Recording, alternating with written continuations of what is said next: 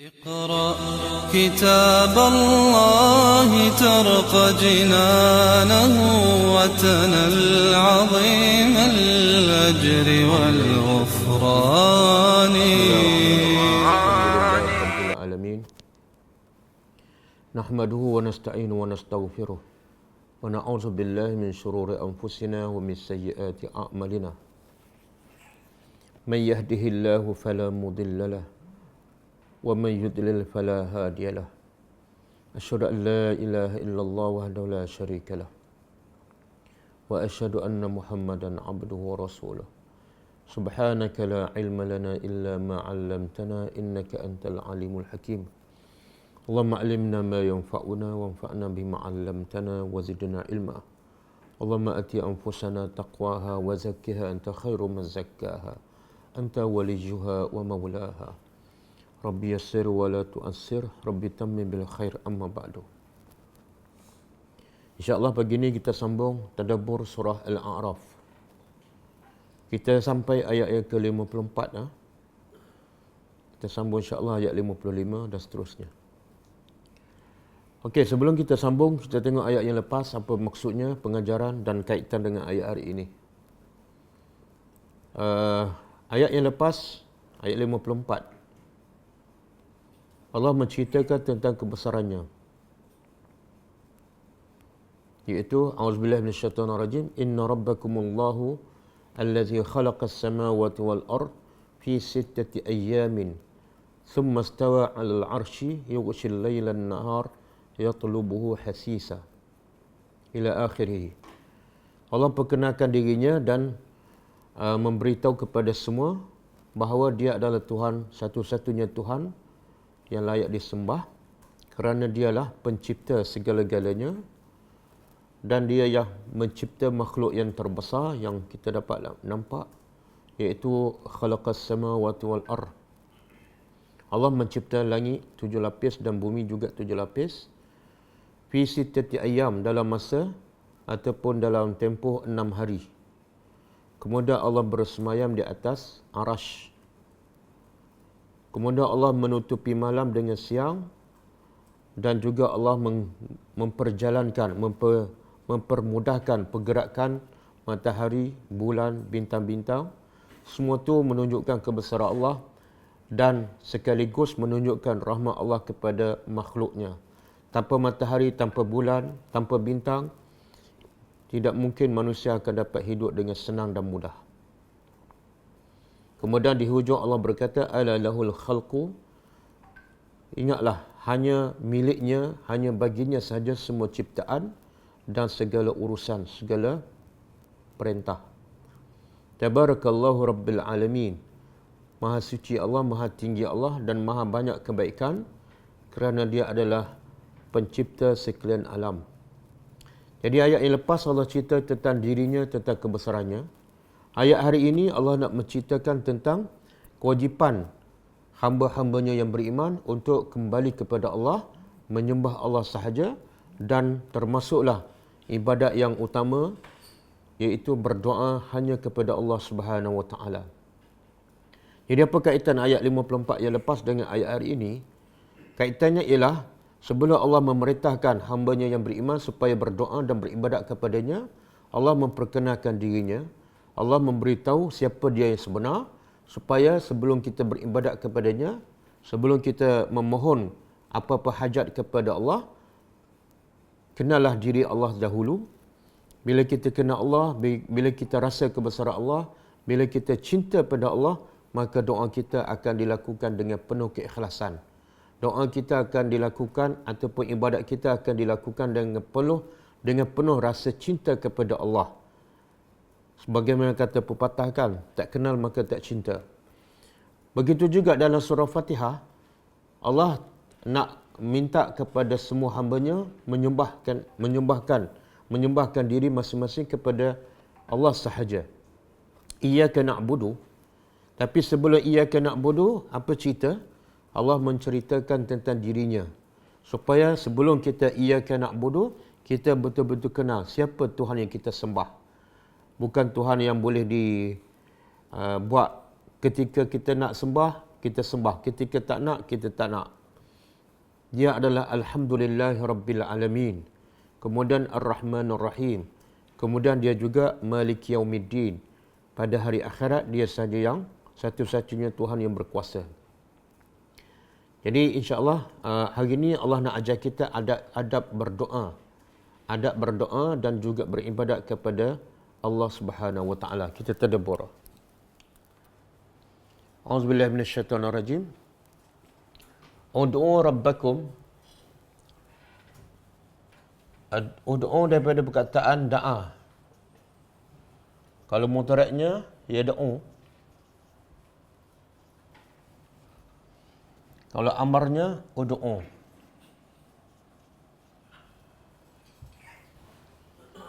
Jadi ud'u ni bermula daripada fi'il madhi iaitu da'a. Dia telah berdoa.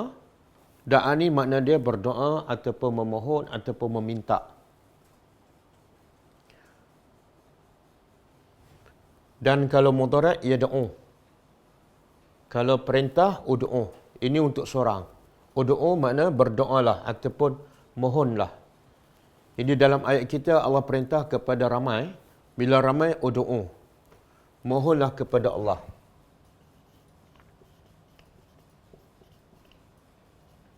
Oleh kamu kepada Rabb.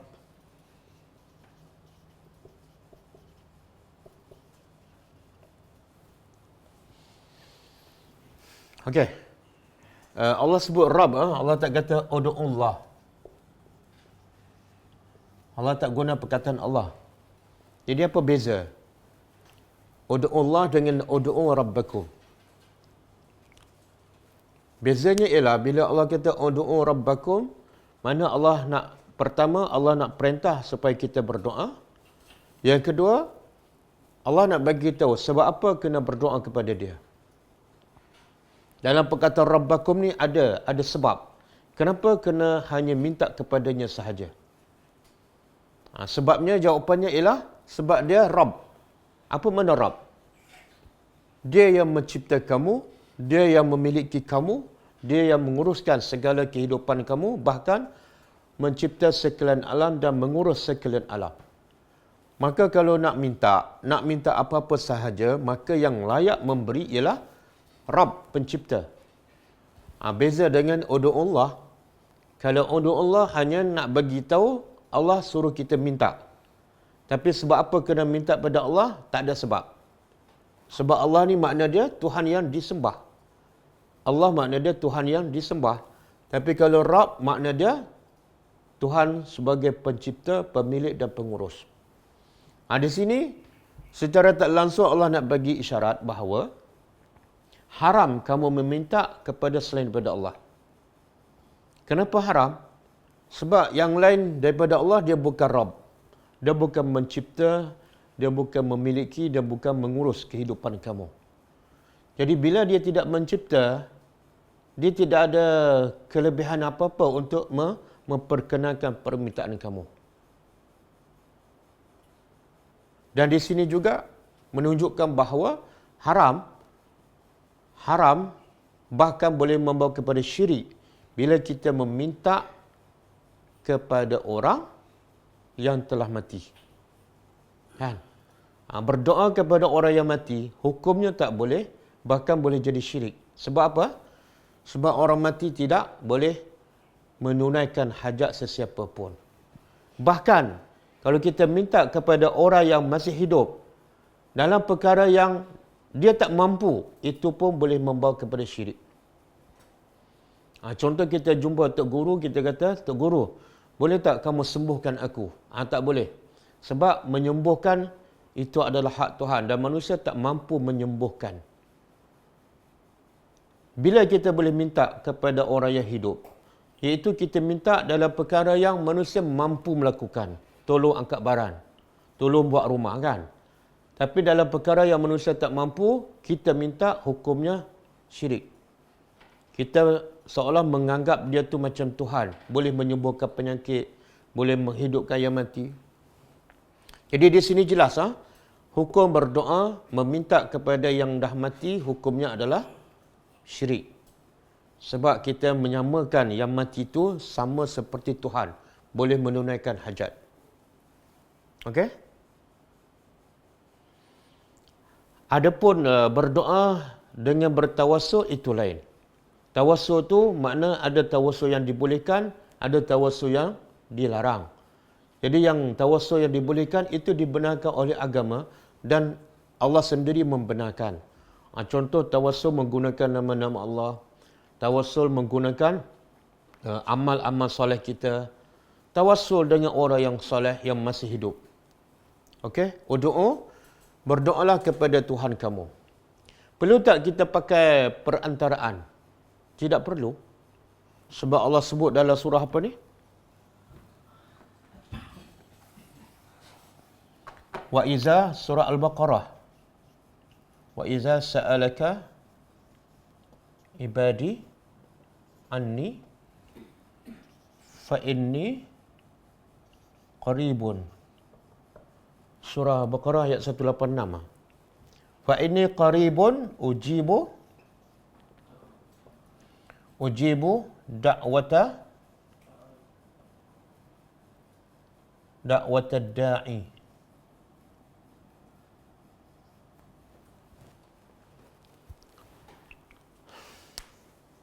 Betul? Iza ujibu da'wata da'i iza da'ani. Okey. Cuba terjemah. Wa iza dan apabila sa'alaka. Bila bertanya kepada engkau ibadi. Mana hamba-hambaku bertanya engkau. Engkau ni Muhammad. Bertanya kepada engkau tentang apa? Anni, tentang aku. Maka Allah kata apa? Fa inni qarib. Beritahu pada mereka sesungguhnya aku qarib, dekat. Kan? Apa makna dekat? Yang biasa kita perlukan perantaraan ni apa dia? Bila perlukan perantaraan? Bila jauh. Kalau dekat kan, perlu tak orang yang ketiga? Jadi Allah kata, aku dekat. Kenapa perlu orang ketiga? Kemudian Allah pula sifatnya Sami'un Alimun.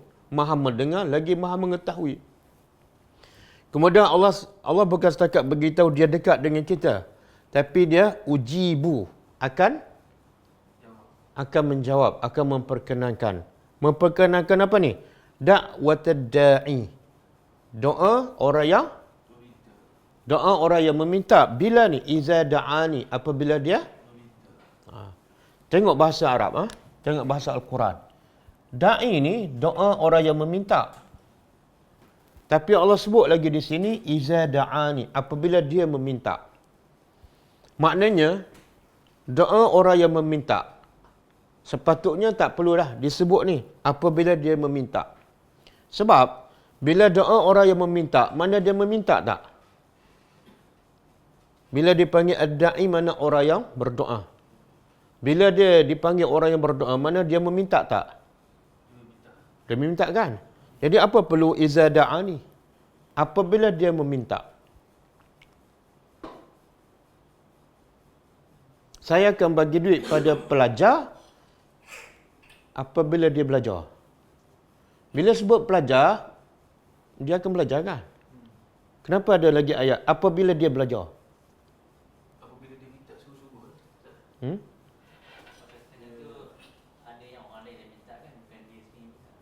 Satu. Yang kedua, makna Allah nak beritahu bukan semua da'i ini minta. Kadang-kadang dia tu tukang doa. Tapi bukan sepanjang masa dia berdoa. Faham? Dia pelajar, bukan sepanjang masa dia belajar. Ada kad pelajar tapi ponteng. Faham? Dan ada juga orang yang berdoa tapi tak ikhlas. Jadi bila ditambah ni makna apa? Bila dia betul-betul berdoa dengan penuh keikhlasan. Barulah aku akan ujibu. Dia samalah ayat ni. Min syarri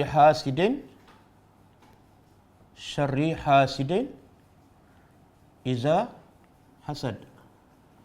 Ini surah apa ni?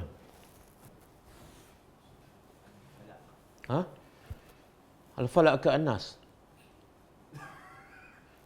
Apa? Surah An-Nas ke Al-Falaq? Ha? An-Nas.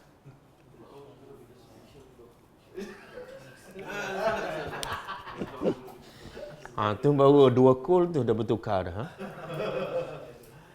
Surah apa ni? Al-Falaq kan? Okey. Kita minta berlindung dengan Allah daripada apa? Min syarri, daripada kejahatan hasidin. Hasidin apa makna? Orang yang dengki kan? Sepatutnya dah cukup. Tapi Allah tambah lagi. Iza hasad. Apabila dia dengki. Anda tahu orang dengki tapi tak dengki. Siapa?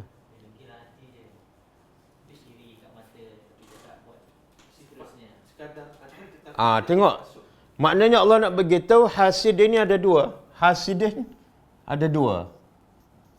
Ada 2 jenis orang yang dengki. Satu, dia hanya dengki dalam hati je. Dia tak ada tindakan. Tengok orang tukar kereta, geramnya aku. Tapi dia tak buat apa-apa. Yang macam ni mudarat tak pada kita? Tak. Bila tak mudarat, kita tak minta berlindung daripada kejahatan dia. Yang kita minta berlindung apa dia? Orang yang dengki, dia bukan setakat dengki tapi ada tindakan. Bila tu? Iza hasad. Bila dia bertindak. Kan? Samalah. Ada orang memang kaki doa. Lepas solat, memang dia berdoa. Tapi fikiran dia melayang. Ini bukan iza da'ani.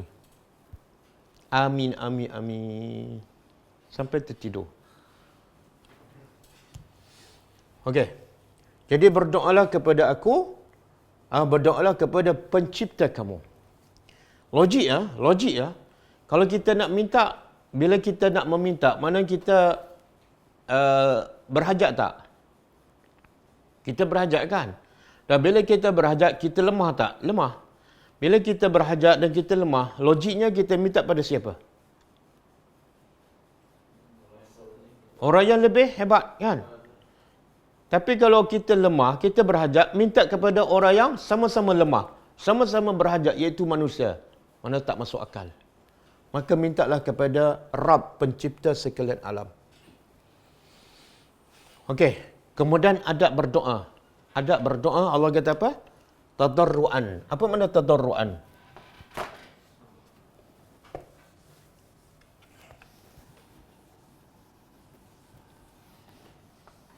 Ini adab berdoa. Tadarruan mana? Tazallulan. Tazallulan. Merendah diri. Tazallulan makna merendah diri. Jadi adab berdoa antaranya ialah sentiasa merendah diri. Jadi kalau kita minta dalam keadaan kita sombong, bangga, riak, doa tu tidak dipanggil doa, bahkan tidak akan dimakbulkan. Jadi adab berdoa mesti ada rasa rendah diri. Salah satu sifat rendah diri kita apa dia? Bila kita berdoa. Tanda kita rendah diri ketika berdoa. Apa dah? Keluar air mata satu, tapi itu jarang tu. Jarang tu, susah nak menangis tu. Apa dia? Memuji siapa? Allah. Memuji Allah, kadang-kadang orang puji Allah tapi dia tak rasa dia tu rendah diri. Rasa berdosa. Ada lagi rasa hina lebih daripada kita rasa kita berdosa pada Allah. Tak ada. Jadi antara ciri-ciri adab berdoa yang paling penting, kita rasa rendah diri, iaitu pertama kita mengaku kita banyak dosa. Berapa ramai yang berdoa tapi tak dimulai dengan minta ampun. Mana tidak ada sifat tadarru'. Sebab itulah doa ini bukan doa orang biasa ni, doa para nabi. Doa para nabi. Nabi ni banyak dosa tak? Ada dosa tak Nabi?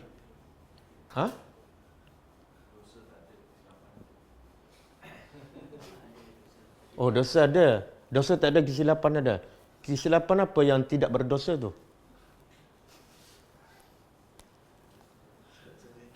Jadi soalan, Nabi ada dosa ke tak? Nabi ada dosa tapi tak ada dosa besar. Oh, Nabi buatlah dosa kecil.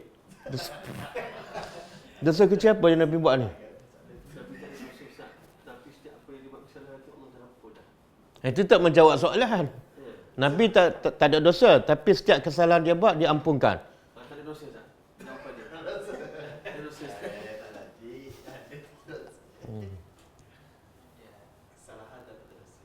Tapi kalau ikut Al-Quran, Nabi ada dosa. Allah sebut secara jelaskan, wastaghfir li zambika. Allah kata, minta ampunlah li zambika, kepada dosa engkau. Dan dalam surah Al-Fatih kan, surah Al-Fatih ayat pertama, Allah sebut, liyaghfira lakallahu min zambika, daripada dosa engkau. Cuma beza dosa Nabi, satu dosa kecil. Dosa besar tak mungkin. Yang kedua, beza dia dosa Nabi dengan dosa kita, semua dosa Nabi diampunkan sebelum Nabi buat lagi. Dan walaupun Nabi tak minta pun, Allah ampunkan. Itu beza. Dosa kita ni, Allah tak ampun sebelum kita minta. Dan kadang-kadang minta pun Allah tak ampun juga. Sebab apa? Sebab asyik ulang. Okey.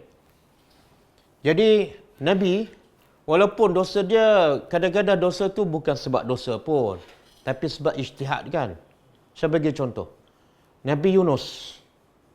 Dosa tak? Ada buat kesalahan tak? Apa kesalahannya?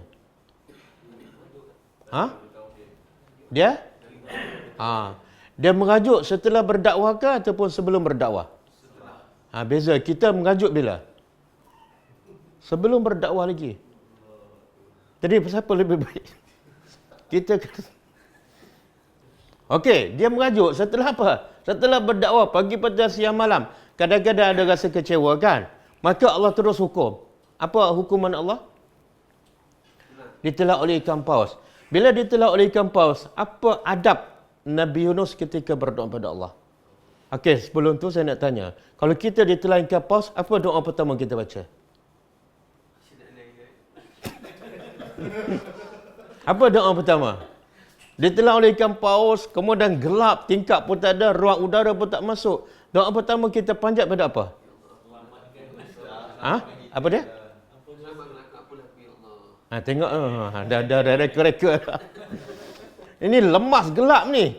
Pasti kita akan minta apa? Ya Allah, keluarkan aku daripada perut ikan. Gelap, ya Allah, tak nampak apa, susah nak menambah. Betul tak? Tidak ada tadarruk. Sebab kita perasan kita memang tak ada dosa. Tapi doa Nabi Yunus apa dah? Yang pertama. La ilaha illa anta. La ilaha illa anta. Subhanaka. Inni kuntu minaz zalimin. Pertama dia mengikrarkan ketuhanan. Tidak ada Tuhan melainkan engkau. Engkau saja berhak disembah. Kemudian subhanaka, maha suci engkau. Maha suci engkau ni daripada apa? Bila dia kata maha suci engkau ya Allah, maha suci daripada apa? Daripada kelemahan kekurangan. Apa tanggapan Nabi Yunus yang seolah dianggap ni Tuhan ni macam ada kekurangan? Apa dia? Bila dia mengajuk tu seolah dia macam tak reda dengan takdir Allah. Betul tak? Bila macam tak reda, dia kata Tuhan ni ada kekurangan. Sekarang dia bersihkan balik. Maha suci engkau daripada kekurangan. Apa yang engkau takdir semua terbaik. Kemudian, inni kuntu minaz zalimin. Sesungguhnya aku orang yang zalim. Mana dia mengaku tak berdosa? Aku. Aju tadarruk. Kemudian dia minta tak nak keluar daripada perut ikan? Tak. Kalau kita minta tak? Minta. Yang pertama kan? Kenapa kita minta nak keluar perut ikan? Dalam keadaan gelap, musibah besar. Memang logik kan? Tapi Nabi Yunus tak minta pun. Kenapa? Kita banyak-banyak dosa pun tak minta lagi ampun. Minta lagi panjang umur. Kan? Minta lagi sihat. Minta lagi tambah rezeki. Walaupun dosa setiap hari.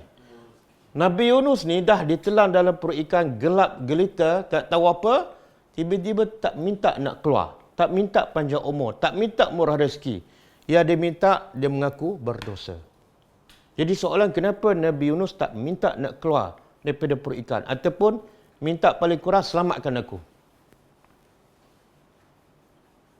Kenapa? Dia dah serah diri dia kepada Allah, baik apa kalau maksudnya apa yang Allah takdirkan, dia berarti itu yang baik itu dia. Maknanya kalau terus dalam perut ikan pun okey lah. Kalau hentam okey tak? Jadi kita nak tengok apa pengajaran dia. Pengajarannya apa? Iaitu sebenarnya semua masalah manusia puncanya dosa.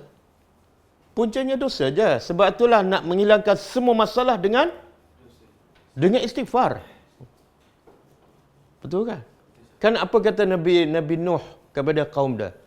Faqultu istaghfiru rabbakum. Aku berkata kepada kaum aku, minta ampun kepada Tuhan kamu. Lepas minta ampun, Tuhan bagi apa? Yursilis samaa'a 'alaikum midrara. Allah turun hujan yang lebat. Allah menjadikan kebun-kebun, sungai-sungai mengalir. Dan Allah bagi apa?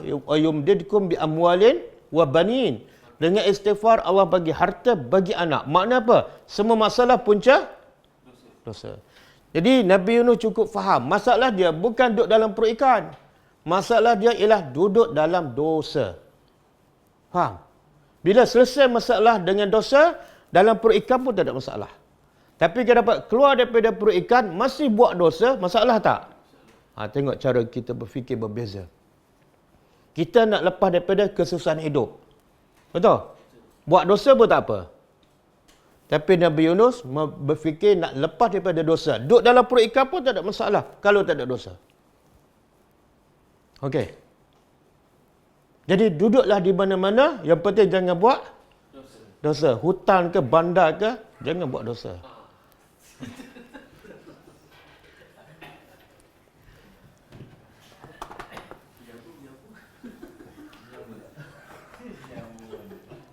Okey, merendah diri.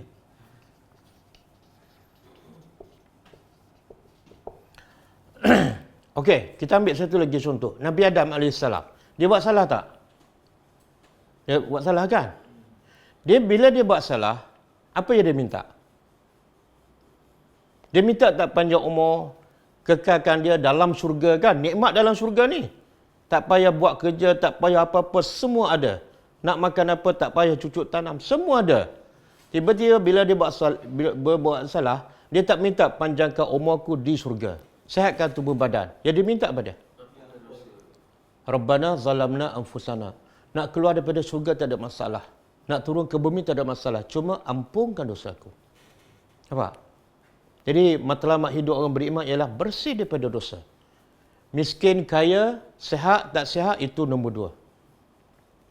Okey. Wa khufyatan. Apa doa Nabi Adam?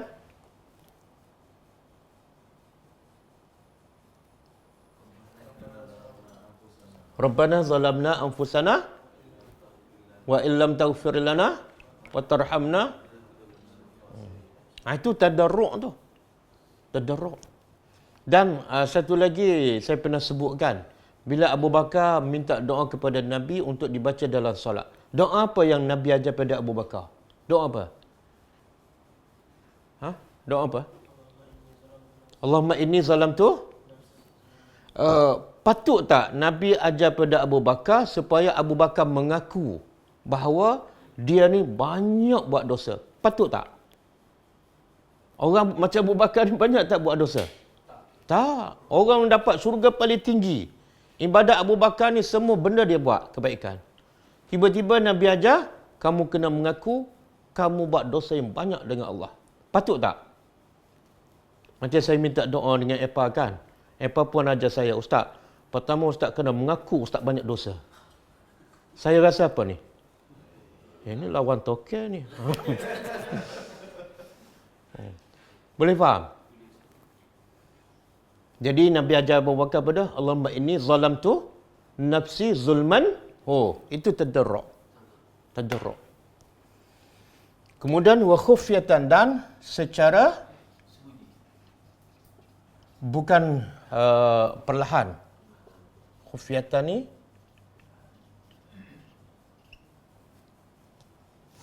secara perlahan. Makna apa ni? Jangan ada dua maksud lah. Pertama, jangan berdoa dengan nada yang kuat sampai mengganggu orang dan sampai kita periak kan.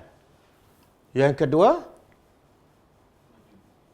suara tu perlahan, dan sebaik-baiknya ialah lagi doa kamu sembunyi daripada orang ramai, lagi ikhlas. Sebab itulah doa yang dimakbulkan bila? Doa yang paling baiklah, yang paling dimakbulkan. 1/3 malam. Bila tu? Masa tu semua orang tidurkan. Itu maksud juga khufyah. Tapi boleh tak ada ketika kita perlu baca doa dengan kuat? Boleh tak? Boleh tak? Sampai orang mendengar. Boleh ke tak? Boleh. Contoh? Kunut nazilah. Selain pada kunut nazilah? Nabi pernah tak baca doa kuat sampai sahabat dengar? Pernah? Pernah ketika atas mimbar, sahabat seorang lelaki masuk dan minta kepada Nabi, sekarang kemarau, tolonglah doa. Nabi pun terus baca dengan kuat, Allahumma askina. Ya Allah, turunkan hujan pada kami. Nabi baca kuat. Kemudian bila Nabi doa kepada orang Quraisy dengan suara yang kuat, Allahumma alaika bi Quraisy. Kan? Jadi bukan khufyah ni makna langsung tak boleh kuat. Tapi bila perlu, tempat yang tertentu, boleh kita baca kuat. Okey? Khufyatan, secara perlahan. Innahu sesungguhnya dia tidak suka mu'tadin, orang yang melampau. Apa maksud melampau di sini? Dia pastilah kaitan dengan doa, kan? Makna doalah pada Tuhan kamu dengan cara merendah diri dan secara perlahan. Tiba-tiba Allah kata dia tidak suka kepada orang yang melampau. Melampau dalam apa? Dalam berdoa. Okey, kita nak faham macam mana dikatakan melampau dalam berdoa. Mungkin kita termasuk, kan? Ulama kata melampau ni ada 3 maksud lah. Al-mu'tadid.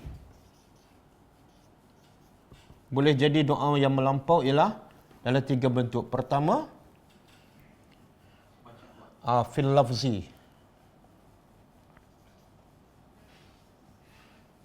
Pada lafaz.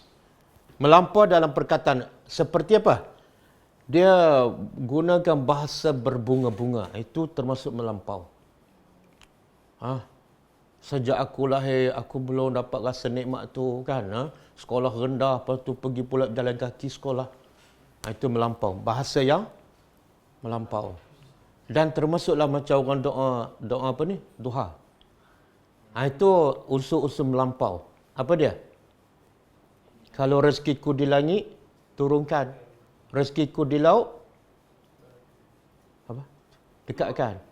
Rezekiku di bumi, keluarkan. Rezekiku yang jauh, dekatkan. Itu nak macam berpaksa, Ustaz. Rezekiku yang dekat, masuk poketkan. Itu melampau dari segi perkataan. Boleh? Melampau tu. Sebab apa? Sebab ada satu bahasa, bila kita minta rezeki, perlu tak melampau macam tu? Meleret-leret, kan? Yang kedua, ada unsur tak macam unsur nak mengajar Tuhan? Ada, kan? Yang kita nak makan buah-buahan tu, kita tahu tak ada buah-buahan tu daripada Afrika, tahu tak? Tak tahu. Ada buah-buahan daripada Australia, tahu, kan? Tapi kita pernah minta tak, ya Allah, kalau rezeki tu ada ke Australia, bawa datang ke Malaysia. Tak ada, kan? Tapi sampai tak? Allah dah tetapkan rezeki dan Allah pandailah mengatur. Bukan urusan kita nak mengatur pula Tuhan. Kan? Sebab tu Nabi ajar kita kalau minta rezeki, simple aja. Apa dia? Nak minta rezeki, Nabi daripada hadis sahih. Simple aja, bahasa mudah.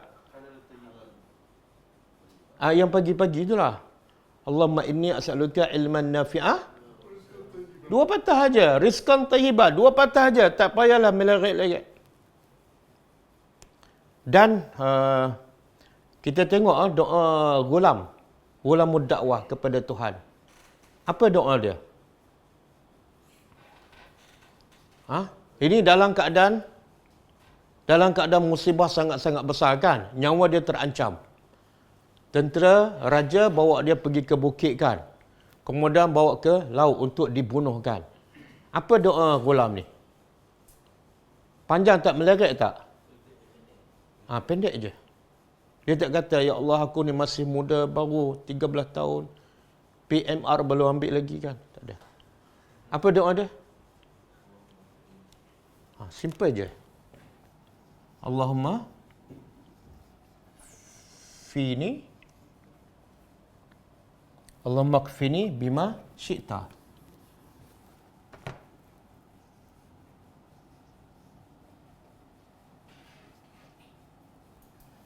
Maksud dia apa dia? Ya Allah, Allahumma kfini, ya Allah, peliharalah aku. Cara engkau pelihara bima syi'ta, ikut kehendak kau lah.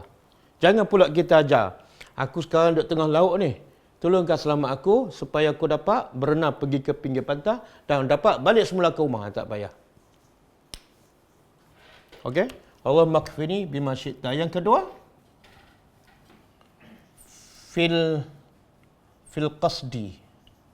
Melampau pada tujuan. Iaitu, doa tu boleh melampau bila kita tuju pada orang mati. Itu melampau tu. Melampau. Sebab dah mengambil hak Tuhan. Fil qasdi. Kita berdoa tujuan berdoa kepada siapa? Kepada orang mati ke kepada Allah? Kalau kita tuju kepada orang mati, mana itu dipanggil doa yang melampau. Yang ketiga, fil makna.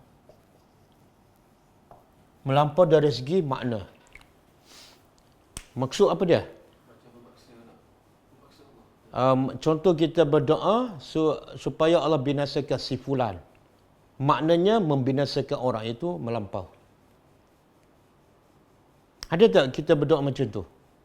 Ada. Kadang-kadang kita, orang berhutang dengan kita tak bayar 10 tahun. Ya Allah, bagilah dia bankrupt. Kan?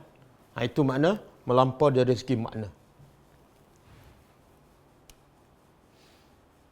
Okey. Dia antara adab berdoa juga ialah mesti ada rasa tawaduk je ni. Mesti ada rasa takut dan tamak. Dia akan sebut akan datang ni. Cuma saya nak sebut secara umum, ada adab berdoa. Kita nak mula doa pada, kata ulama antaranya ialah pertama berwuduk dulu. Berwuduk dulu. Lepas tu yang kedua, menghadap kiblat. Itu adab berdoa. Yang ketiga, memuji Allah dan berselawat. Yang keempat, mengaku buat dosa, tadarruk. Lepas tu yang kelima, mesti ada rasa ni, khufyah.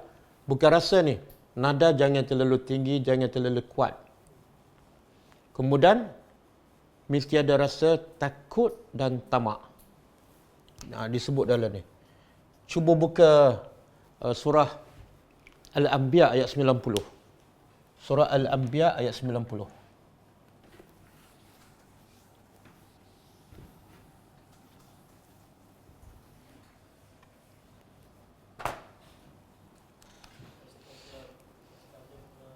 Ini bukti doa yang cukup syarat Allah akan makbulkan. Wastajabna lahu yarhamkallah wa wahabna lahu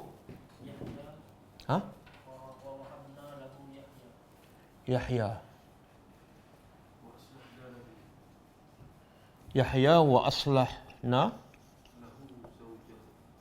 zawjahu. Kemudian wahum innahum kanu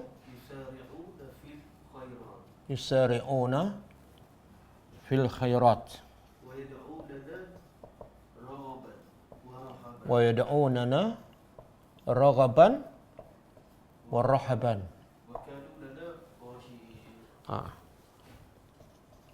wa kanu lana khashi'in. Okey, dalam doa ini, doa Nabi Zakaria, Allah sebut beberapa adab berdoa. Cuba kita terjemah. Fastajabna, lalu kami makbulkan lahu baginya Zakaria. Jadi ini ciri-ciri doa yang Allah makbulkan. Kami makbulkan baginya wa wahabna, dan kami, apa di antara doa yang diminta oleh Nabi Zakaria? Anak. Dalam keadaan dia dah tua kan, bini pula mandul. Kalau ikut logik tak dapat kan. Tapi Allah kata istajabna, kami makbulkan. Dan lepas kami makbulkan, kami anugerahkan kepadanya Yahya. Siap bagi nama je. Jadi tak payah pening-pening nak cari nama anak kan. Ambil pun nama Yahya je. Wa aslahna, dan aslahna pada kami baiki baginya, bagi Nabi Yahya, Nabi Zakaria, zaujahu, isterinya. Isterinya ada rusak tak? Apa maksud kami baiki isterinya? Kami baiki isterinya yang mandul menjadi tak mandul. Islah kan? Islah ni apa? Repair. Kami repair isterinya. Tengok apa ciri-ciri doa Nabi Zakaria yang menyebabkan dimakbulkan. Innahu, sesungguhnya mereka kanu adalah mereka ni, Zakaria ni, yusari'una, orang yang apa dia? Yusari'una, berlomba-lomba fil khairat. Satu, sebelum berdoa tu kena berlomba buat kebaikan. Ada orang rajin berdoa tapi malas buat kebaikan. Kena rajin berlomba-lomba dalam kebaikan.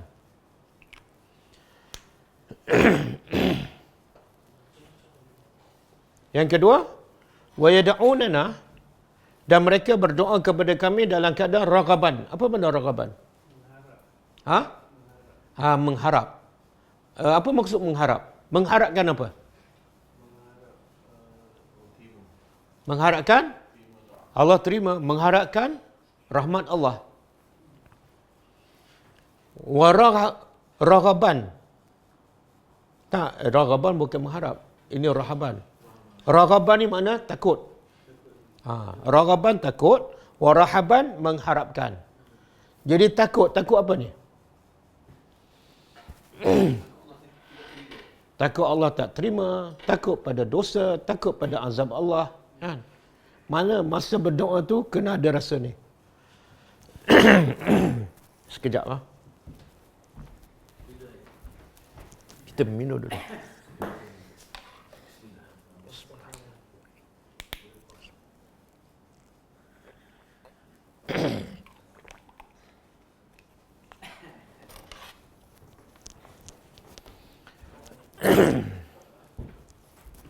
Okey. Raghaban mesti ada rasa takut. Takut doa tak diterima, takut dosa, takut azab Allah. Rahaban mengharapkan doa diterima, mengharapkan rahmat Allah. Okey, daripada dua sifat ni ada sifat yang lain. Bila ada berdoa kena ada rasa takut dan ada rasa harap. Kesannya apa dia? Hati jadi khusyuk. Satu. Yang kedua, dia tak akan lara. Boleh tak orang tengah-tengah takut, tengah-tengah mengharap, fikiran dia melayang ke lain? Boleh tak? Tak. Sebab itulah banyak orang berdoa, fikiran dia melayang. Sebab apa? Tak mengharap pun. Allah nak terima pun okey, tak nak terima pun okey. Akhirnya dia tak khusyuk. Sebab itulah daripada sini ulama kata, bila berdoa, kita kena fokus dan jangan lalai daripada apa yang kita minta. Kita tengok ni dua sifat ni kan. Jarang orang ada ni ketika berdoa. Pernah tak kita tengok muka orang berdoa, muka takut je? Ada? Biasa kita tengok lepas solat orang berdoa kan. Muka takut ke muka stres?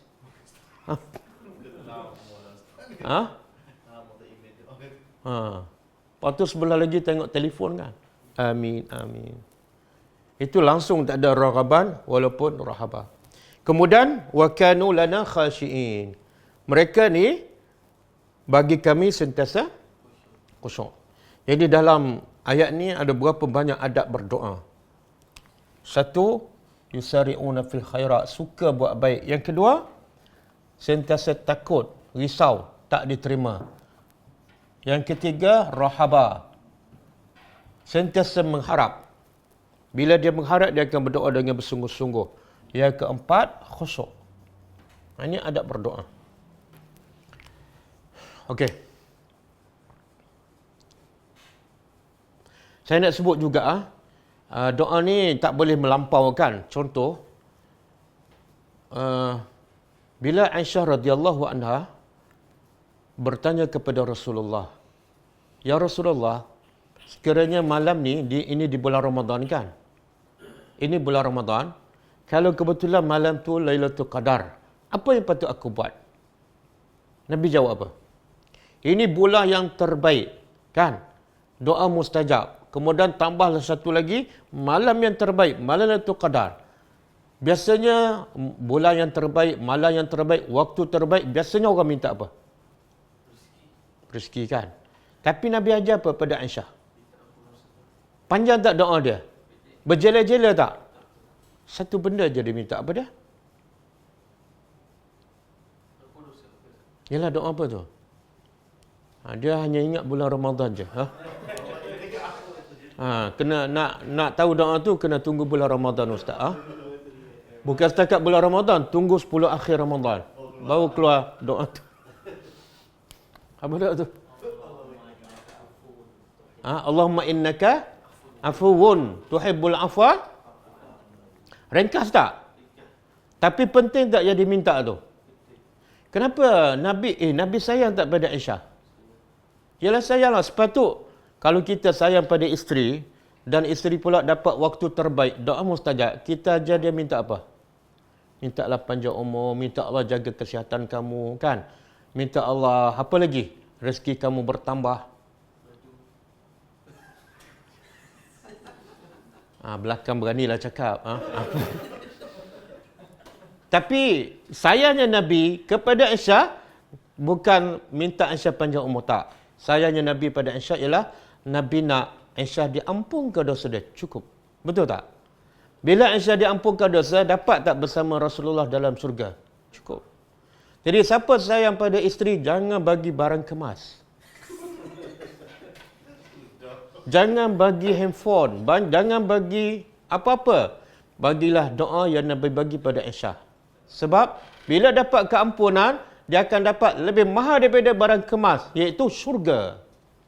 Siapa yang bagi pada isteri barang kemas dan tak bagi doa, memang dia tak cinta pada isteri.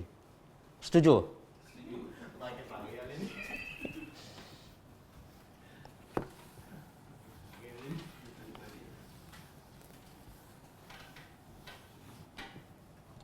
Siapa yang ada masalah boleh PM saya. Okey. Kemudian Allah kata apa? Wala tufsidu, dan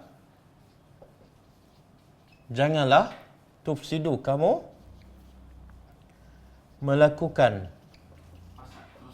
kerusakan fil ardi, di bumi. Ba'da islahiha, setelah dibaikinya. Okey. Apa maksud jangan melakukan kerusakan? Apa makna al-fasad? Al-fasad. Apa dia? Ialah apa dia kerusakan? Sehingga Allah larang. Bila Allah larang, benda tu haram. Apa kerusakan yang Allah larang tu?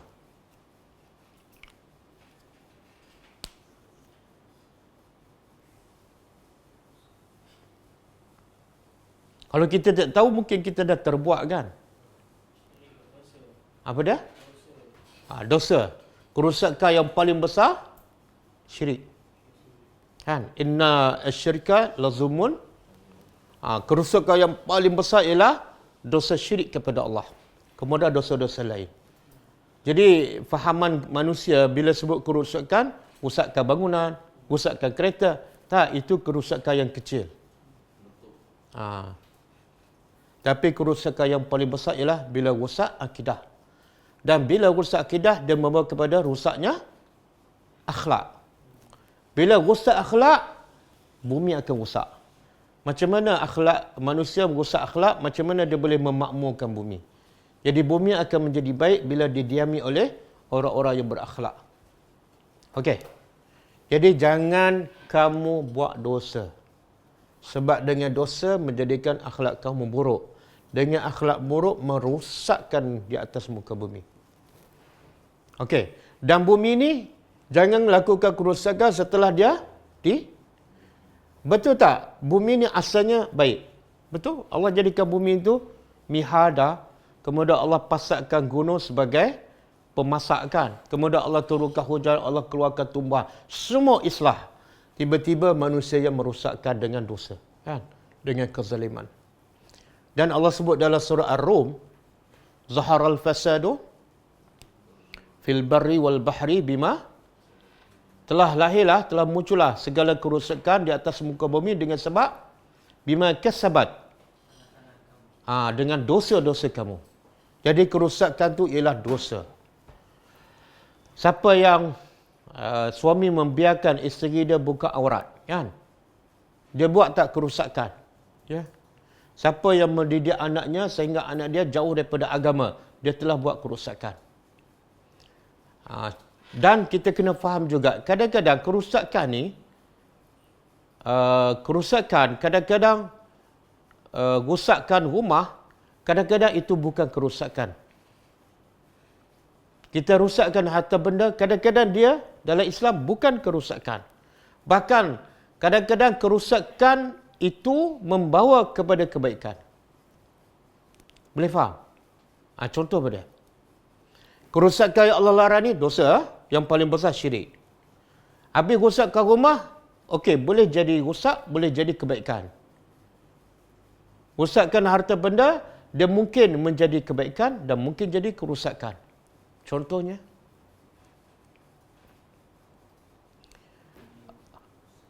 apa dia? Nabi Musa dengan Khidir. Khidir pecah kapal kan? Kerosakan tak? Tapi itu dalam Islam bukan kerosakan. Sebab apa? Sebab kerosakan itu untuk mengelak kerosakan yang lagi besar. Itu bukan kerosakan. Termasuklah Khidir bunuh budak kan? Kerosakan tak? Kerosakan, tapi kerosakan itu mengelak kerosakan yang lebih besar. Maka itu bukan kerosakan. Kerosakan yang membawa kepada kebaikan. Kita pernah dengar tak kisah ketika Nabi menghalau keluar Bani Nadir, Yahudi di Madinah kan? Apa Nabi buat? Antara kerosakan, Nabi suruh sahabat bakar semua kebun orang Yahudi. Sehingga orang Yahudi kata, kamu kata agama kamu membawa kebaikan, agama kamu tidak membazir. Tengok, sekarang Nabi suruh kamu semua membakar kebun-kebun kami. Bukankah itu kerosakan dan pembaziran? Maka turut ayat menjawab. Allah kata apa? Surah Al-Hasyr. Wama? Apa dah? Ma qata'tum min linatin. Ayat berapa?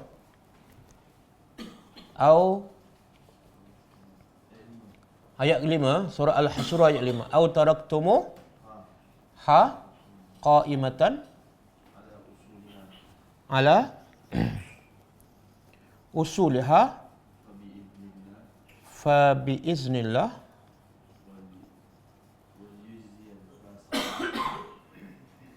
wa liyukhziya kha kan? Wa liyukhziya al-fasikin. Ini sebab Allah kata apa? Ma qata'tum, tidaklah kamu sahabat-sahabat memotong millinatin daripada batang kurma. Kebun-kebun kurma kepunyaan siapa? Bani Nadir Yahudi. Au taraktumuha, ataupun ada pokok-pokok kurma yang kamu biarkan qaimah tegak ala usuliha, di atas asasnya. Semua tu adalah biiznillah, dengan izin Allah. Bakar ke, potong ke pokok kurma, semua dengan izin Allah. Apa tujuan? Waliyukhziyal fasikin, supaya Allah menghina orang-orang fasik. Macam mana menghina tu? Macam mana menghina? Kita kalau kita buat dosa kan, kita ada kebun durian. Tiba-tiba kebun kita dibakar. Kita rasa apa? Kita dah habis duit banyak, dah habis masa banyak, tiba-tiba kebun kita dibakar. Kita rasa apa? Satu penghinaan tak? Ya. Jadi orang kafir, tapi dihina yang di sini siapa dia? Orang fasik. Jadi salah satu cara penghinaan Allah kepada orang fasik ialah mengsia-siakan semua yang mereka buat. Supaya orang kafir ni rasa apa? Aku ni memang golongan yang patut dihina. Begitu juga kisah surah Al-Kahfi. Dua orang lelaki kan, seorang lagi ada dua kebun besar. Seorang lagi beriman. Apa doa orang beriman tu kepada kawan dia yang ada dua kebun besar? Dia doa apa? Supaya Allah binasakan kebun kawan dia. Adakah itu termasuk kerusakan? Bukan. Sebab apa? Kenapa perlu bakar kebun? Kalau nak bagi pengajaran pun, buatlah yang cara lain. Jangan sampai membazir kebun. Penyakit lelaki itu ialah bangga, sombong dengan sebab kebun. Jadi nak hilangkan penyakit sombong tu, mesti hilangkan kebun. Tapi kita jangan buat macam tu. Itu untuk Ashabul Kahfi je. Jadi kita kena faham kerusakan, khususnya dosa dan syirik haram. Tapi ada ketika kerusakan yang dibenarkan oleh Islam, sekiranya kerusakan itu membawa kepada kebaikan. Kadang-kadang anak kita main game kan, sampai 4-5 jam solat lambat. Kita pun ambil handphone, pecahkan dia. Adakah itu kerusakan? Tengok keadaan lah. Kalau kita pecahkan, lepas tu kita beli baru. Itu bukan, itu betul-betul kerusakan lah. Wad'uhu, dan berdoalah kepadanya khaufan, dalam keadaan takut. Sebab itulah saya nak cakaplah sikit. Nak lahirkan rasa takut dan tamak ketika berdoa ni susah kalau kita berdoa secara berjemaah. Susah. Sangat susah. Apatah lagi kalau kita mengaminkan doa yang kita tak faham. Doa tu kita tak faham, macam mana nak takut? Kamu ada rasa takut tak bila aminkan doa imam? Ada? Kamu faham tak? Tak faham. Mana boleh tak faham tapi rasa takut. Jadi untuk lahirkan rasa takut, yang kedua, tamak. Dan tamak. Tamak kepada apa ni?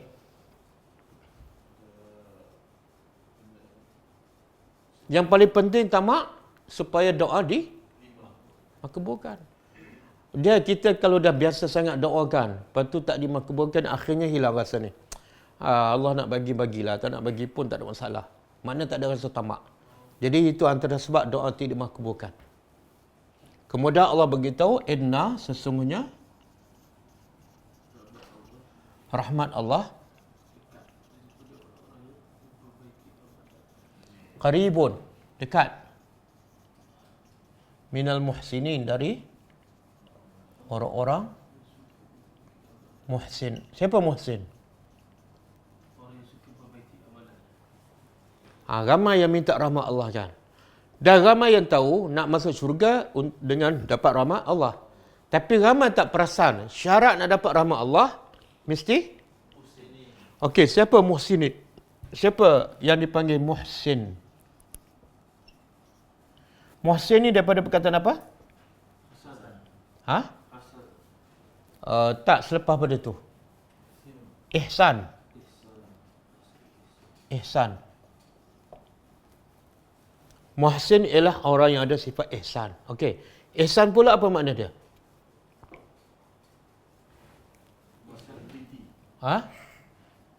Ihsan mesti ada dua. Satu, ihsan fi ibadati lah. Yang kedua, ihsan fi ibadillah. Ihsan pertama ialah dalam beribadat kepada Allah. Contoh, hadis yang masyhur yang Jibril jumpa Nabi.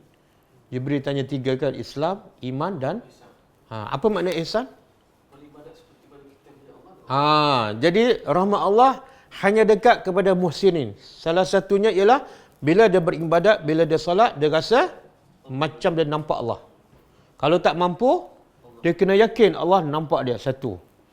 Tak cukup dengan satu, ada dua. Yang kedua, iaitu ihsan fi ibadillah. Ihsan kepada hamba Allah. Macam mana? Buat baik kepada orang. Bahkan ada ulama kata ihsan kepada orang ni yang paling tinggi apa dah? Iaitu buat baik kepada orang yang buat jahat. Itu paling tinggi. Orang maki kita, kita senyum. Lagi-lagi baik orang maki kita, kita bagi apple. Diceritakan Imam Hasan Al-Basri, bila dia dapat tahu ada orang maki dia orang alim yang besar, tapi tak lepas daripada makian orang yang tak suka. Bila dia dapat tahu, dia pun suruh pembantu dia bawa rutab kurma yang muda, kamu pergi hantar pada si fulan. Kemudian orang ni pun bawalah dan bagi kepada si fulan, ini hadiah daripada Imam Hasan Basri kepada kamu sebab kamu ada bagi kebaikan pada dia. Lelaki itu bertanya, aku tak pernah buat baik pun pada Imam Hasan Basri. Tak, semalam kamu buat baik pada dia. Apa dia? Kamu mengutuk dia. Bila kamu mengutuk, kamu bagi pahala kamu kepada dia. Jadi Imam Hasan Basri nak balas kebaikan kamu. Kan? Jadi bila orang kutuk kita, balas dengan apa? Hadiah. Bagilah buku tafsir percuma kan. Buku zikir pagi petang percuma kan. Lepas tu tanya, siapa lagi mengumpat saya? Ni banyak lagi hadiah ni. Okey. Jadi kalau nak rahmat Allah, kena ada dua ni. Kadang-kadang orang tu dengan Allah hebat, tapi dengan manusia fail. Ada yang terbalik. Dengan manusia nombor 1. Tapi dengan Allah KO. Kan? Macam siapa? Ini yang dengan manusia ni nombor 1 lah dia. Tapi dengan Allah out. Mother Teresa kan? Suka buat baik pada orang, tapi dengan Allah tak beriman. Mother Teresa. Bukan Teresa Kok.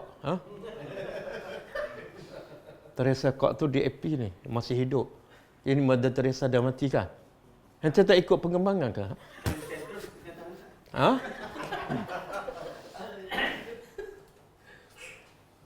Jadi, dah sebenarnya logiknya, siapa yang ibadat kepada Allah betul, apa bukti dia? Apa bukti ibadat dia dengan Allah betul dia ikhlas? Buktinya kesannya dengan hubungan manusia. Dia menjadi semakin baik kepada manusia. Lagi ibadat dia sempurna, lagi dia buat baik pada orang. Dan lagi ibadat dia ada masalah, lagi dia bermasalah dengan orang. Okey. Sebab itulah Nabi kata apa? Nabi ibadat paling sempurna kan? Sebab itulah Nabi lah orang yang paling banyak buat baik pada orang. Okey. Jadi kalau orang tanyalah, Ustaz, Nabi kata manusia akan masuk syurga dengan rahmat Allah, bukan dengan amalan. Jadi apa faedah kita buat amalan? Sebab dengan amalan tak memasukkan kita ke syurga. Kita boleh jawab dengan ayat ni. Betul kita masuk syurga dengan rahmat Allah. Tapi rahmat Allah dekat kepada siapa? Jadi nak rahmat Allah kena jadi muhsinin, kena beramal. Okey. Boleh?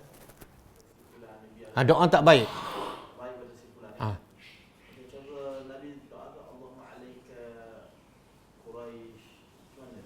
Tak. Itu dalam konteks dakwah, Nabi berdoa sebab mereka ni dah melampau sangat dan menghala Islam. Jadi bila Nabi doa, pada zahir tak baik pada mereka, tapi sebenar baik tak pada Islam bila mereka mati. Baik. Sebenar maksud hakikatnya ialah kebaikan. Nabi tak mungkin doa benda yang tak baik. Walaupun Nabi minta orang kafir mati, tapi untuk kebaikan Islam. Itu pun bila boleh doa yang tak baik pada orang? Bila tu? Dan bila pertama, bila kita dah berdakwah habis-habisan pada dia. Yang kedua, kejahatan dia sangat-sangat melampau. Barulah boleh. Contoh macam doa Nabi Nabi Nuh. Apa doa Nabi Nuh kepada kaum dia? Lagi hebat. Apa doa dia?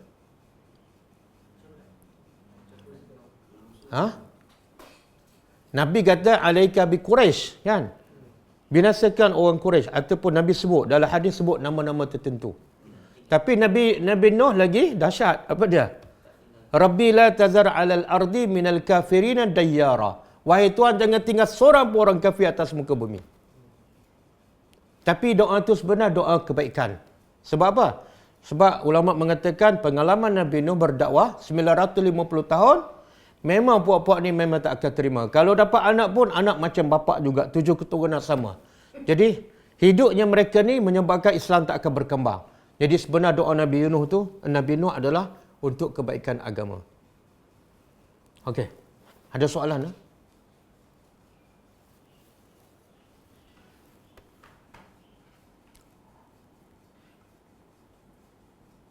Ini besar pula tulisan. Besar. Ha? Ha. Apa sebelum dia halu pun tuan yang sama juga.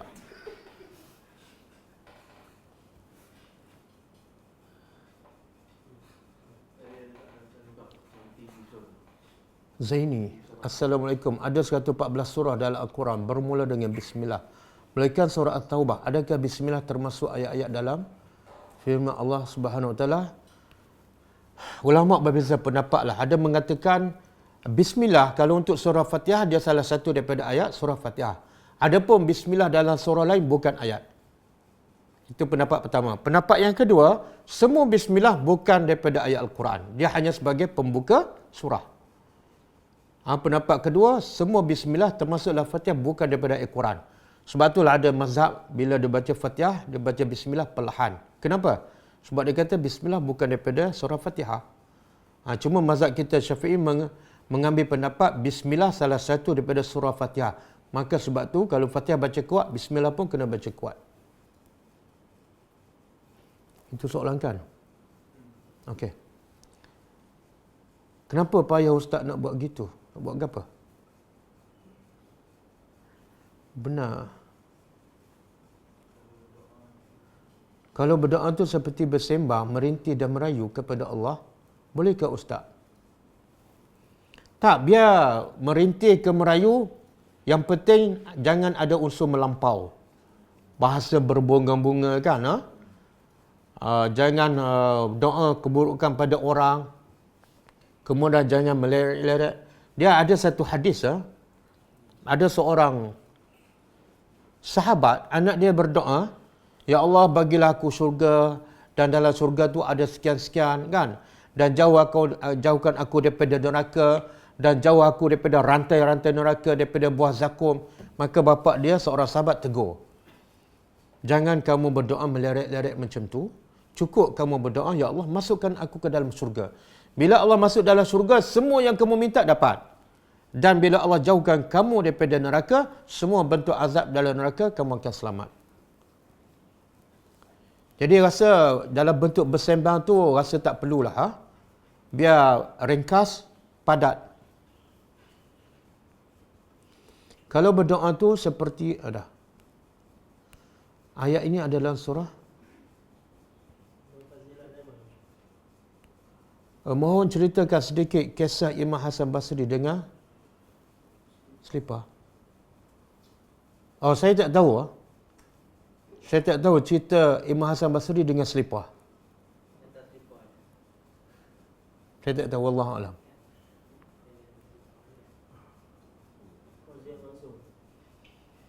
Ayat ini ada dalam surah Wal Yatalattaf Al-Kahfi dalam Al-Quran lah. Dan ada mengatakan ia adalah dari percikan darah dari Sayyidina Uthman. Tak ada kaitan. Wala yatalattaf. Berwarna merah. Mana ada warna merah? Dia merahkan. Tak, itu dalam cetakan terkini. Zaman Nabi tak ada merah pun. Bahkan tak ada Quran pun bercetak lengkap 30 juzuk zaman Nabi. Jadi yang bertulis merah tu sebenarnya baru je. Dan salah satu sebabnya dia nak bagi tahu ayat tu tengah-tengah daripada Quran, daripada surah Fatihah sampai An-Nas, itu perkataan yang paling tengah dalam Al-Quran. Jadi tak ada kaitan dengan darah. Dalam perkataan tak faham. Tak ada kaitan dengan darah. Ha? Dia warna merah tu supaya nampak terang. Ha?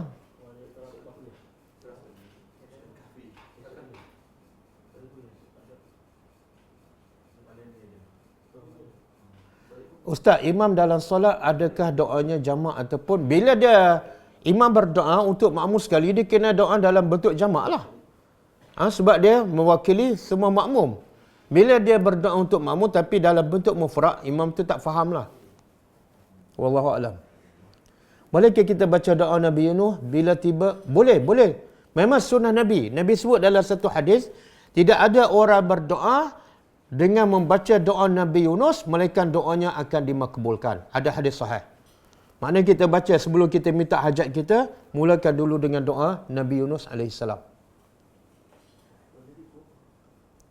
Ustaz tolong jawab. Jawab apa ni? Boleh tak berdoa dengan ayat 39 surah Taha?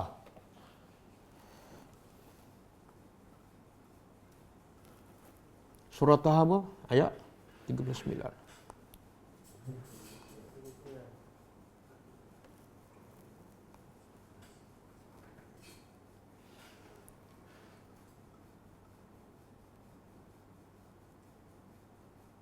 Tak boleh ya. Ayat 39 surah Taha bukan doa. Bukan doa, tak ada kenyataan pun dalam bentuk doa. Tolong rujuk balik maksud ayat tersebut. Dia bukan dalam bentuk doa. Jadi tak perlu baca doa. Dia bukan dalam bentuk doa. Boleh tak kalau solat jamak dan qasar maghrib dan isya perlu bacaan kuat juga? Ya. Semua solat yang malam, maghrib dan isya, sama ada kita buat tamam ataupun jamak dan qasar, disunatkan membaca kuat. Bahkan, kalau kita solat isya maghrib, katalah malam tu terlepas, kita tertidur, tak sempat solat isya. Tiba-tiba bangun pukul 8 pagi. Dah cerah kan? Maka kita pun nak qada solat isya. Kena baca perlahan ke kuat? Jawapan dia baca kuat. Sebab solat isya memang jenis baca kuat walaupun kita qada di waktu siang. Saya ada baca doa yang teraniaya dan dizalimi Allah makbulkan. Memang ada hadis sahih. Da'watul mazlum laisa bainaha wa bainallahi hijabun. Nabi sebut dalam hadis sahih, doa orang yang dizalimi tidak ada hijab antara dia dengan Allah Subhanahu Wa Taala. Bahkan ada satu riwayat, walau kana kafiran, walaupun orang yang dizalimi adalah kafir, Allah akan mustajabkan. Sebab apa? Allah tu adil. Dalam bab dizalimi, Allah tak kira siapa. Walaupun dia kafir, kalau dia dizalimi, Allah akan makbulkan doanya. Jadi takutlah, Nabi kata, ittaqu da'wata al-mazlum. Takutlah pada doa orang yang dizalimi, kerana tidak ada hijab antara doanya dengan Allah Subhanahu Wa Taala. Saya ada baca sirah yang Nabi doakan kepada bekas menantunya, anak Abu Jahal. Ya Allah kirimkan kepadanya anjing. Wallahu alam, saya tak pasti, saya kena cek dulu. Wallahu alam. Bolehkah kita baca Al-Quran dengan gaya lagu Hindustan? Sebab ada ustaz yang popular di Malaysia, tak boleh. Dia pertama Quran bukan untuk dilagukan. Apatah lagi lagu Hindustan. Saya pun tak fahamlah. Quran ni Allah kata, Allah buat perumpamaan. Kalau turun atas gunung dan gunung tu faham, gunung boleh pecah. Jadi kalau kita dah berlagu macam tu, lagi tak pecah tau. Sebab apa? Kita membuat satu benda yang baru. Dan bila kita berlagu, kita tak akan fokus pada maksud. Nak fokus pada maksud, tak perlu lagu, tak perlu taranum. Kadang-kadang ada sahabat seperti Umar Ibn Khattab, hanya dengar satu ayat je, inna azab rabbika lawaqi'. Sesungguhnya azab Tuhan engkau pasti akan berlaku. Umar terus jatuh sakit sebulan. Dia sebenarnya Quran ini akan tersentuh walaupun tanpa berlagu, bila hati itu bersih. Bila hati bersih, tanpa kita berlagu, kadang-kadang kita dengar orang baca, ataupun kita sendiri baca, dia akan menyentuh hati dan kadang-kadang menyebabkan kita menangis. Jadi tak perlu dilagukan. Satu lagi, bila kita lagukan Al-Quran, seolah kita macam menyamatarakan Quran dengan lagu kan. Lagu Hindustan dengan Quran disamatarakan. Jangan. Itu merendahkan kedudukan Al-Quran.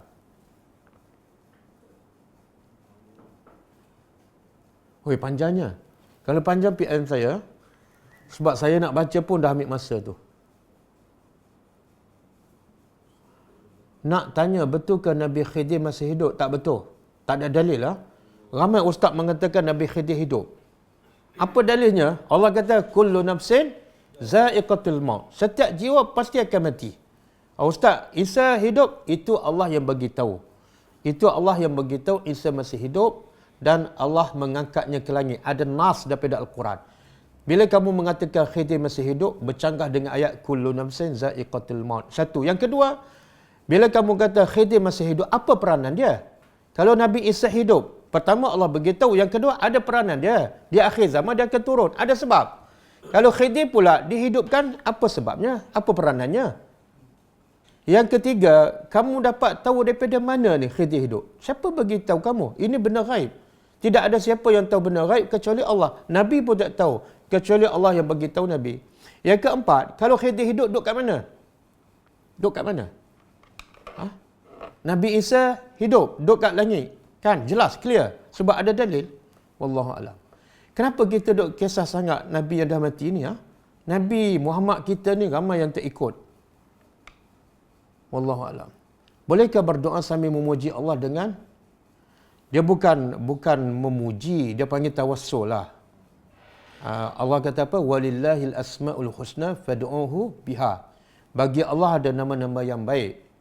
Bagi Allah ada nama-nama yang baik. Lepas tu Allah kata apa? Fad'uhu, berdoalah dengan nama-nama Allah tu. Maksudnya tawassul menggunakan nama-nama Allah. Wallahu a'lam. Doa dalam maksurat adakah sahih? Sebab ada yang kata hanya amalkan yang sahih. Dia dalam maksurat ni bercampurlah, ada yang sahih, ada yang dhaif.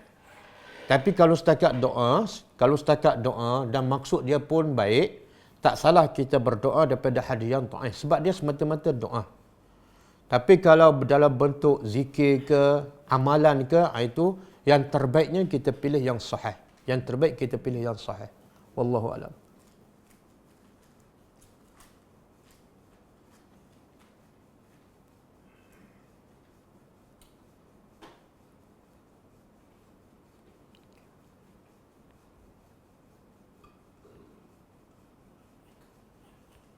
Dah.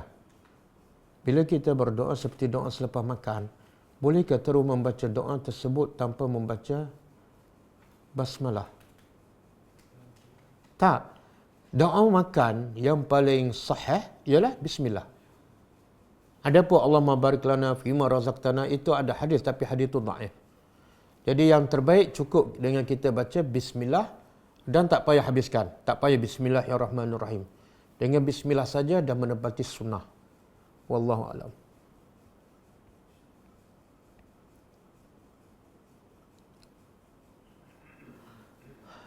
Seringkali masyarakat mengambil pendapat Imam Ghazali dan mengamalkan zikir beliau. Apa kelebihan Imam Ghazali? Siapa beliau? Imam Ghazali salah seorang daripada ulama yang Masya Allah ilmunya. Cuma ini bukan saya cakap lah, ulama hadis. Banyak juga dalam kitab dia, termasuklah Al-Ihya Ulumuddin, banyak hadis-hadis dhaif. Tapi tak salah kalau kita nak mengambil ilmu daripada kitab Imam Ghazali. Cuma ada yang kitab Imam Ghazali yang telah ditahqiqkan, yang telah dicek oleh ulama hadis dan dia sebut ini hadis dhaif, ini hadis sahih. Jadi kadang-kadang kalau kita tolak semua pun tak betul. Kalau kita terima semua pun tak betul. Ambil yang baik dan yang tak sahih kita tinggalkan. Wallahu a'lam. Nak tanya Ustaz tentang baca Al-Quran dalam program apa tu? Haflah. Bolehkah orang-orang yang hadir tu buat bisin dengan berkata-kata seperti orang Arab bila dengan bacaan Quran seperti Masya Allah? Dia tak boleh. Dia bila Allah sebut dalam Quran kan, wa iza quri'al Quran fastami'u lahu wa ansitu la'allakum turhamun. Perintah Allah yang secara jelas dalam Quran bila kita mendengar Al-Quran ialah bila dibaca Al-Quran adalah kamu diam dan dengar. Diam dan dengar. Bila kita kata Allah Allah, kita tak diam. Dahlah sebut Allah, lepas tu tak faham pula. Jadi tak boleh tak boleh bercakap walaupun sebut Masya Allah, Allah tak boleh. Sebab perintah jelas bila dia diperdengarkan Al-Quran adalah diam dan dengar. Kenapa kena diam dan dengar? Fokus pada maksud tu. Dan bila kita dah faham, sepatut keluar apa dah? Keluar air mata. Sepatut apa dah? Iman kita semakin meningkat. Wallahu alam. Letaklah anak kamu dalam peti.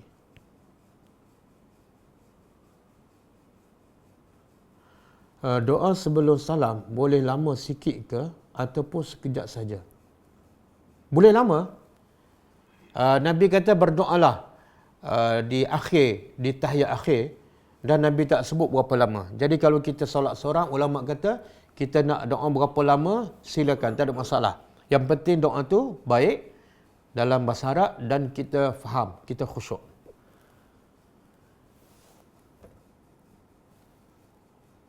Ada yang mengatakan bahawa istighfar adalah sebahagian daripada doa. Betul lah. Istighfar memang doa. Astaghfirullahalazim. Kan kita minta ampun. Itulah doa yang paling penting dan paling utama bagi orang beriman. Yang Nabi selalu ulang 100 kali setiap hari.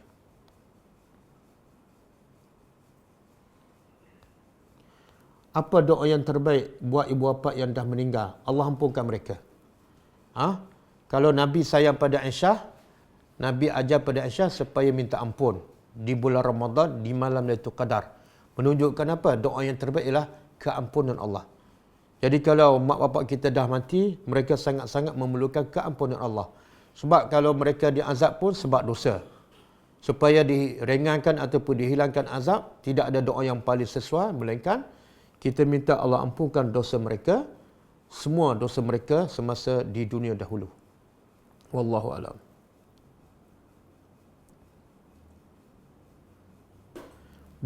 Benarkah Nabi pernah membaca kuat dalam bacaan solat di siang hari? Benar, ada hadis sahih. Ada ketika solat zuhur Nabi baca kuat. Boleh buka kitab Syarah Bulughul Maram, Kitabus Solah. Kenapa kadang-kadang Nabi baca kuat? Kadang-kadang Nabi nak beritahu benda tu harus. Dan kadang-kadang Nabi nak sahabat mendengar dan tadabbur ayat yang dia baca. Jadi tak salah. Yang salah kalau kita selalu baca kuat, itu salah. Wallahu alam.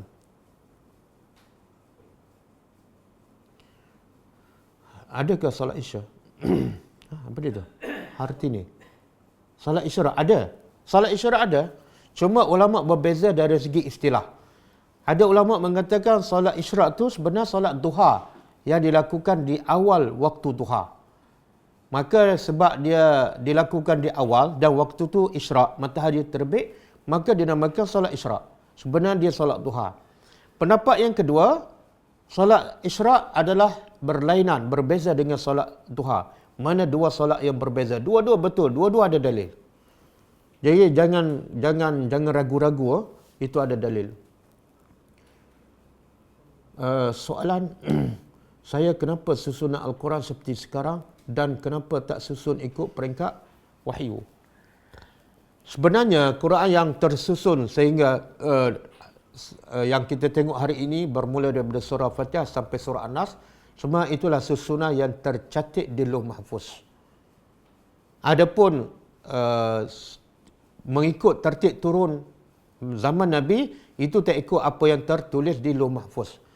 Yang turun di zaman Nabi selama 23 tahun mengikut keperluan, mengikut persoalan yang ditanya oleh masyarakat ataupun para sahabat. Kemudian setelah lengkap, maka Quran disusun mengikut apa yang tercatat di Lauh Mahfuz. Wallahu a'lam.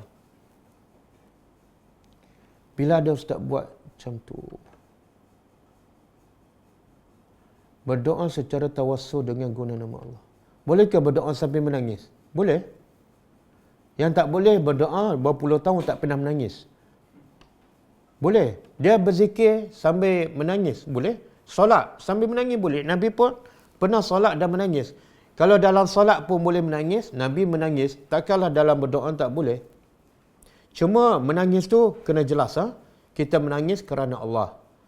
Menangis kerana takut pada dosa, takut pada azab Allah. Bukan menangis sebab contohnya hilang barang ke, ditimpa musibah ke. Wallahu a'lam.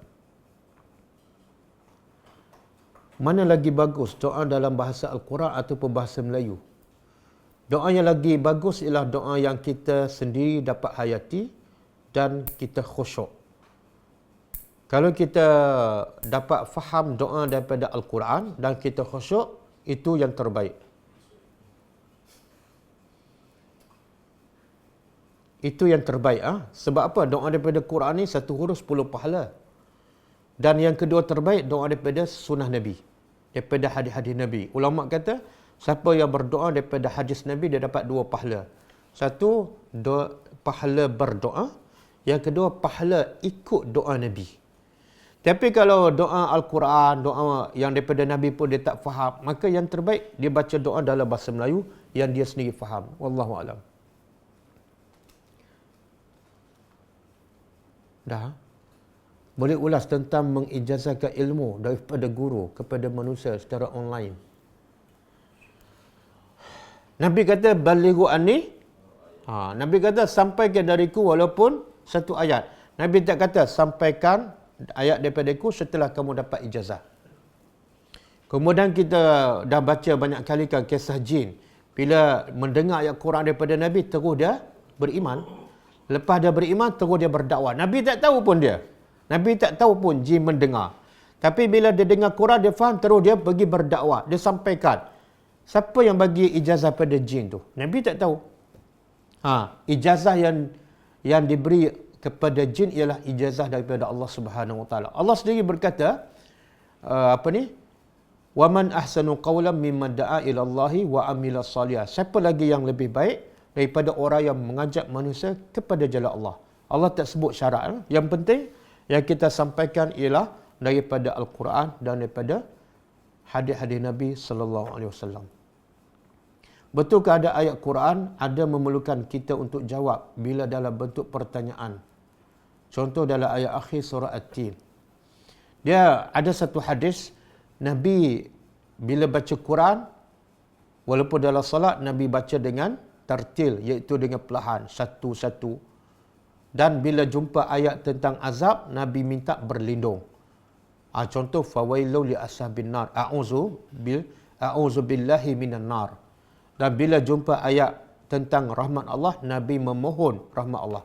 Jadi kalau ikut hadis tu, ya, kita sepatut bila kita faham, kena ada respon daripada kita. Sama ada doa untuk dapat rahmat ataupun doa untuk berlindung daripada azab yang terkandung dalam yang kita baca. Wallahualam.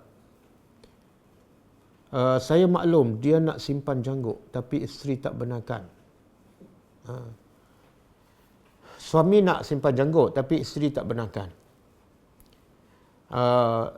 Dia ni, suami ni hamba siapa ni? Kalau hamba Allah, ikut Nabi. Kalau hamba isteri, ikut isteri. Dan Nabi kata apa? Al-mar'u ma'aman yuhibbu. Seseorang itu di syurga akan bersama orang yang dia cinta. Kalau dia cinta Allah dan Rasul, dia akan masuk syurga. Tapi kalau dia cinta isteri, dan isteri pula suruh benda yang bercanggah dengan sunnah, dia akan bersama isterinya di akhirat besok. Di mana? Wallahualam. Okey, cukup Cukup. Kita sambung kelas kita malam ni, tadabbur surah Al-Baqarah. InsyaAllah pada pukul 9, 10. 9 suku. Tadabbur surah Al-Baqarah malam ni pada pukul 9 suku, insyaAllah. Kita tutup dengan membaca tasbih kafarah. Subhanakallahumma wa bihamdika asyhadu an la ilaha illa anta astaghfiruka wa atubu ilaik. Assalamualaikum warahmatullahi wabarakatuh.